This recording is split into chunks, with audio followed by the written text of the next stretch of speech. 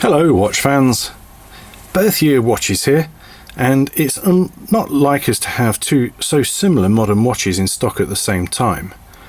But while they've got them here, I thought I would run through some of the differences on some otherwise very similar watches. So let's go through what they share. They are both blue dialed bimetal watches from Switzerland. They both have Swiss quartz movements. This one has an ETA movement, this one has a Ronda movement. Makes no difference. They've both got quick set dates. They've both got turning bezels.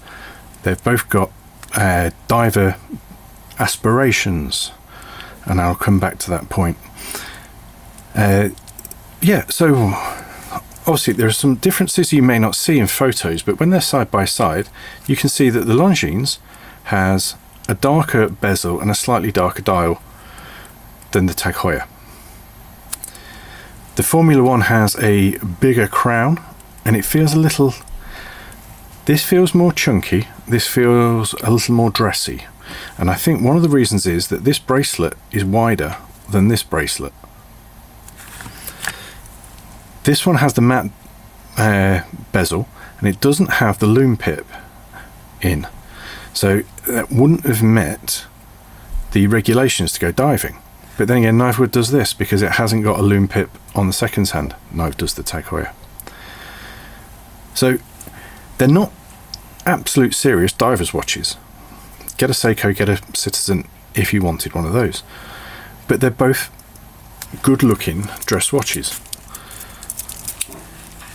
You can see that the clasp on the Tag Heuer, and this example is new old stock, is much thinner than on the Conquest. So you do get that impression that this is the chunkier watch. They're both the same size, within a millimetre of the same thickness, length, everything is as if they've been copying each other's homework. Both got good lume.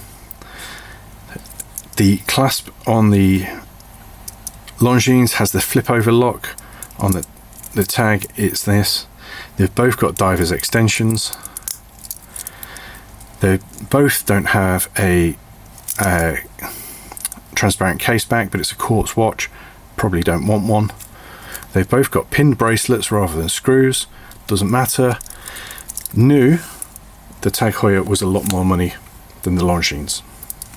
Used, it gets a lot closer. This one, the condition is exceptional, so it is more money than this on our website, but normally if it was the same condition, then it would be roughly the same money. So which one to choose? Now on this amazing piece of consumer advice, I'm going to say pick the one that speaks to you. If you like Formula 1 and you therefore have a long-standing admiration for Tag Heuer, buy this one. If you admire Longines and the Conquest name, or prefer it with the extra numeral, buy this one. Or it's got the funkier hands. There's not a lot in it.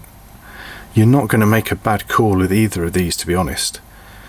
I've been quite impressed. I haven't worn this one because it's new old stock, and that's always a bit frustrating.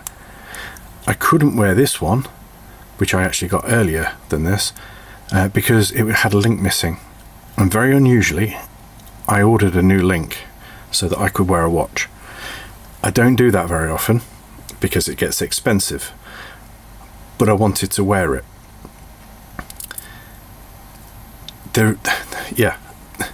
This stunning piece of consumer advice comes down to personal preference.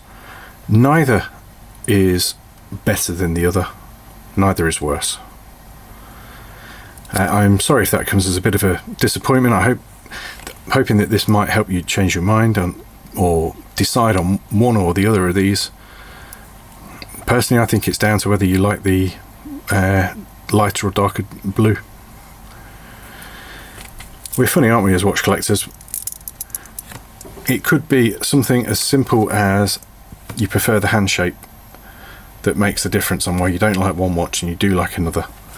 But as I had these side by side, I thought it would be amiss not to show you side by side. Thanks for watching, Not often we do videos like this. Normally it's a review, and we've got reviews of these individual watches on the website and on YouTube. That's more our normal sort of stuff. We'll see you next time.